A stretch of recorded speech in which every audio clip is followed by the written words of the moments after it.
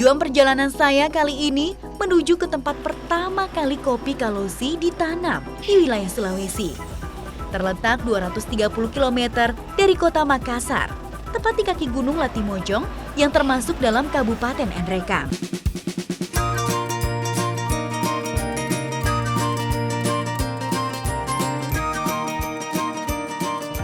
Kopi ini sendiri, kopi Arabica sempat menghilang dari dunia, ayo bayangin. Tapi sekarang sudah mulai dibudidayakan lagi dan banyak sekali di kaki Gunung Latimojong ini. Buah yang dihasilkan kopi Arabica akan cepat busuk apabila paparan sinar matahari sangatlah kuat. Sehingga tanaman kopi Arabica memerlukan pohon pelindung. Kopi Arabica peka terhadap penyakit karat daun, terutama bila ditanam di daerah dengan elevasi kurang dari 700 meter di atas permukaan laut. Berbeda dengan kopi Robusta yang cenderung tahan terhadap segala penyakit.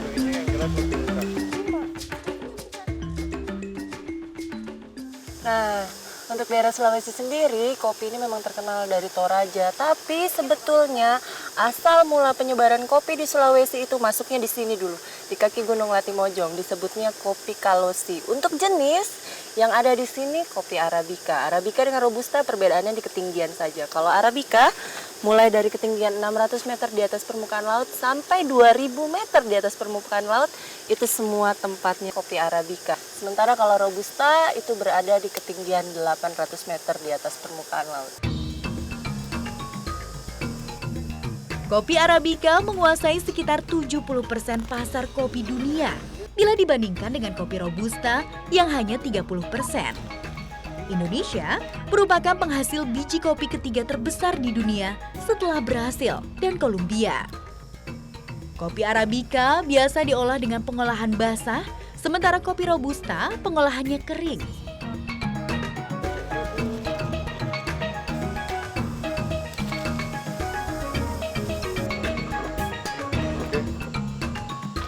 Masyarakat Rantelemo biasa menggiling langsung buah kopi Arabica yang masih basah dan segar untuk dipisahkan biji dengan kulit buahnya. Hal ini dilakukan agar karakter khas kopi Arabica yang asam dan segar tetap terjaga dari buahnya.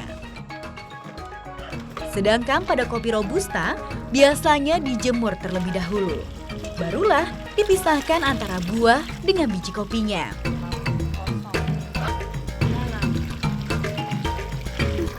Sambil dicuci ini masuk juga ke proses sortir sebetulnya. Jadi tanpa sadar kalau misalnya kita lihat nih, di saat cuci begini akan ada yang ngapung-ngapung. Nah yang ngapung-ngapung itu yang kurang bagus ya Bu, kita kasih buang.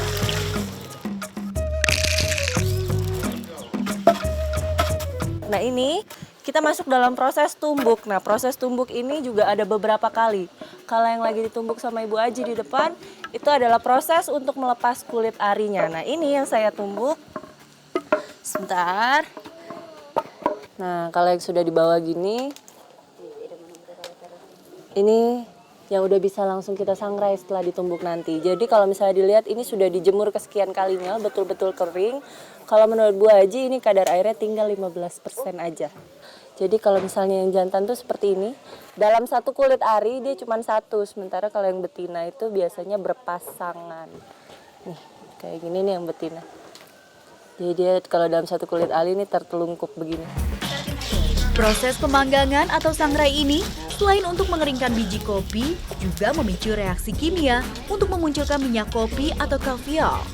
Minyak inilah yang menghasilkan cita rasa serta aroma yang khas pada setiap biji kopi setelah di roasting dengan sempurna. Wah, ini sudah muncul aromanya, wangi banget wangi kopinya.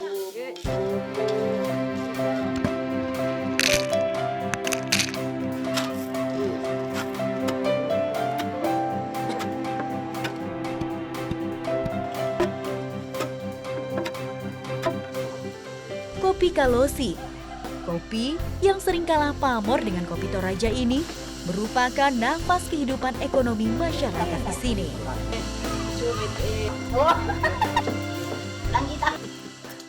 Jadi memang kali ini kopi yang menyatukan semuanya.